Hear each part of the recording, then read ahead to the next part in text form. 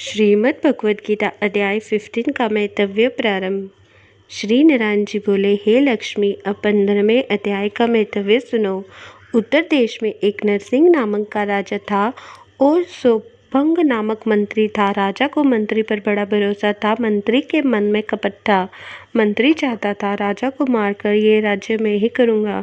इसी भांति कुछ काल व्यतीत हुआ। एक दिन राजा नौकर चाकरों सहित सो रहा था। तब मंत्री राजा को सारे नौकरों समेत मारकर राज्य करने लगा।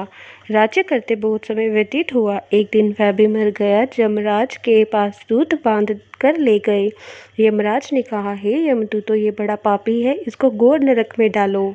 हे लक्ष्मी, इस प्रकार वह पापी कई नरक भोगता भोगता धर्मराज की आज्ञा से घोड़े की जोनी में आया।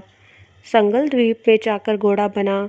बड़े घोड़ों का सौदागर उसे मोल ले तथा और भी घोड़े खरीद कर अपने देश को चला।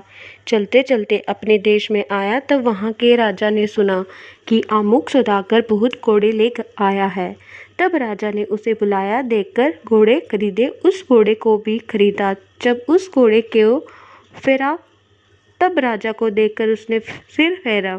राजा ने देखकर कहा, ये क्या बात है, घोड़े ने सिर फेरा है। तब राजा ने पंडित बुलाकर पूछा कि इस घोड़े ने हमको देखकर फिर सिर फेरा है, इसका क्या कारण है। तब पंडित ने कहा, घोड़े ने आपको शीर नवाया। राजा ने कहा, ये बात नहीं। कई दिन पीछे राजा शिकार खेलने को उसी घोड़े पर सवारी करके गया। वह घोड़ा जल्दी चलता था। राजा शिकार खेलते खेलते बहुत दूर चला गया। उस दिन हाथों हाथ राजा ने शिकार पकड़कर मारे। राजा बहुत प्रसन्न हुआ। दोपहर हो गई। राजा को तृषा लगी। तब वन में एक अतीत देखा। कुटिया में बैठा है, तालाब जल से भरा है। वहाँ राजा उतरा।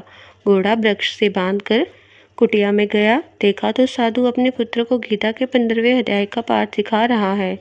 वृक्ष के पत्ते पर श्लोक लिख दिया है। बालक को कहा, खेलते फिरो और इसको कंठ भी करो।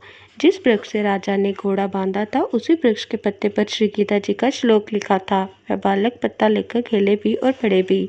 उस पत्ते को घोड़े ने देखा। तत्काल उसकी देह छूटी, देव देह पाई। स्वर्ग से विमान आए, फिर जिस पर बैठकर वैकुंठ को चला। इतने में राजा पानी पीकर बाहर आया। देखा तो घोड़ा मरा पड़ा है। राजा चिंतावान होकर बोला, ये घोड़ा किसने मारा, इसे क्या हुआ। इतने में वह देव संत बोला, हे राजन, तेरे घोड़े का चैतन्य मैं हूँ। मैंने अब देह पाई, वैकुंठ को चला हूँ। राजा ने विस्मित होकर दंडवत की। पीछे से और सेना के लोग आए मिले। राजा अन्य घोड़े में सवार हो अपने घर आया। अपने पुत्र को राज्य देकर आप वन को गया तप करने लगा। श्री गीता जी के 15वें अध्याय का पाठ किया करे, जिसके प्रसाद से राजा भी परम गति का अधिकारी हुआ। श्री नारायण बोले, हे लक्ष्मी, 15वें अध्याय का ये मैतव्य मैंने आपको सुनाया है। इति 15वां अध्याय का मैतव्य समाप्त। हरे कृष्णा।